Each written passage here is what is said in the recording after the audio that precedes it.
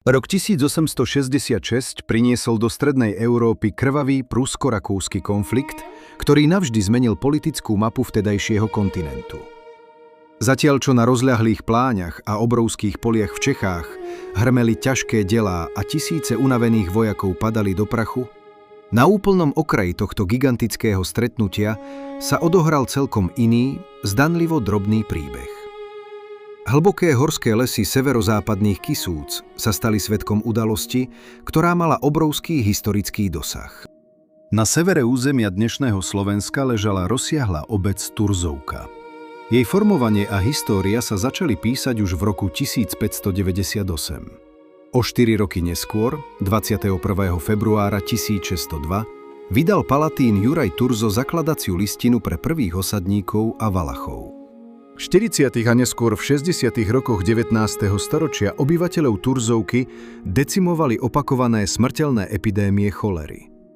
Neúroda zemiakov priniesla známe hladové roky 1847 až 1849, kedy vyhladovaní ľudia doslova padali mŕtvi od hladu. Bieda a chudoba donútila mnohých mužov zbaliť skromný batoh a odísť do sveta, ako slávni kisuckí drotári, aby aspoň trochu uživili svoje rodiny.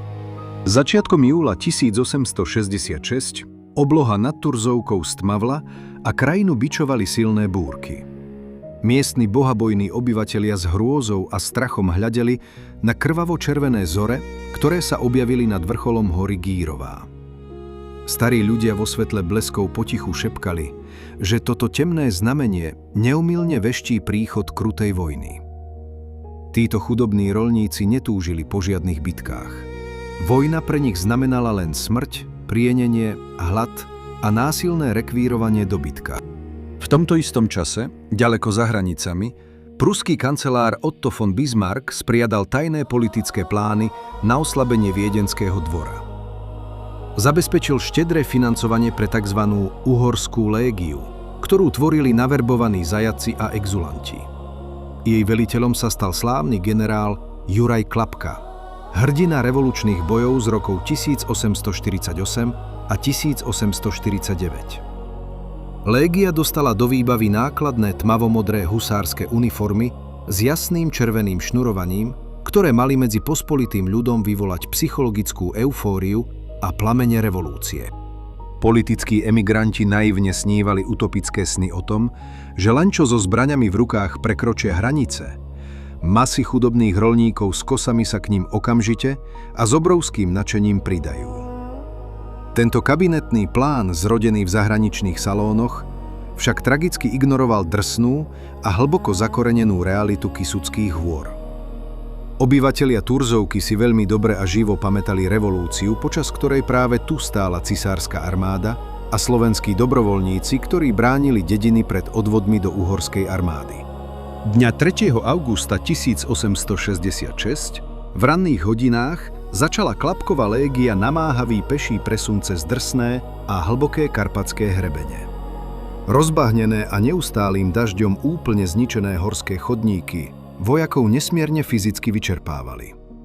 Presne o 14. hodine ozbrojení muži prekročili starobilú štátnu hranicu pri Horskom Sedle a konečne vstúpili na pôdu Trenčianskej župy. Plukovník Mogheródy vtedy emotívne opisoval, ako vojaci padali od radosti do blata na kolená, vrhali sa jeden druhému do náručia a slávnostne rozvíjali národnú vlajku. Keď podvečer okolo 19. hodiny vpochodovali unavené, zablatené, no hrdé vojenské oddiely na priestranstvo v centre Turzovky, očakávali spontánne ovácie. Namiesto horiacich povstaleckých vatier a jasajúcich davov roľníkov ich však privítal iba mrazivý chlad, ticho a mimoriadne podozrievavé pohľady miestneho obyvateľstva. Tisíce dedinčanov zostali apatické.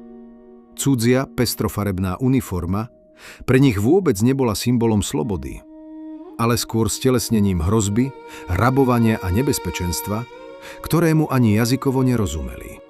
Ústrednou postavou tohto napätého večera bol vzdelaný turzovský katolícky farár, dekan František Tagáni.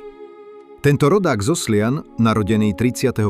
októbra 1816, Pôsobil v chudobnej farnosti nepretržite impozantných 34 rokov. Bol nielen duchovným pastierom, ale aj oddaným slovenským národným buditeľom a štedrým mecénom umenia, ktorý zo svojho vrecka financoval obrazy od slávneho maliara Jozefa Božetecha Klemensa. Bol dokonalým zástupcom modernej slovenskej elity.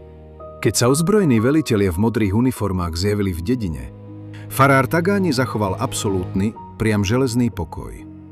Ujal sa delikátnej role pragmatického diplomata a pozval vyšší dôstojnícky zbor légie priamo do budovy katolíckej fary.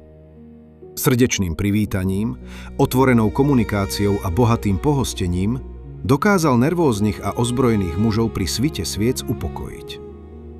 Týmto odvážnym taktickým krokom účinne zabránil akýmkoľvek násilnostiam a brutálnemu zhabaniu posledných zásob jedla v dedine. Generál Klapka sa však ocitol v strategickej a hrôzostrašnej pasci. Práve počas hostiny na fare, alebo najneskôr počas tichého svítania nasledujúceho dňa, dostal deprimujúce správy, ktoré mu zlomili vôľu. Zistil, že predbežné prusko-rakúske prímerie už vstúpilo do plnej platnosti a jeho ozbrojená légia stratila akýkoľvek medzinárodný, legálny štatút. Ak by jeho vojaci padli do rúk cisárskej spravodlivosti, čakala by ich iba potupná smrť na slučke za vlastizradu. K tvrdej diplomatickej realite sa pridal aj naliehavý fakt, že horský Jablunkovský priesmyk už hermeticky uzavrelo čerstvé cisárske vojsko a z juhu sa nezadržateľne blížili oddiely ostrých rakúskych hulánov s jasným rozkazom ich zničiť. Ráno 4. augusta 1866 musel zúfalý Klapka vydať potupný rozkaz na urýchlený ústup.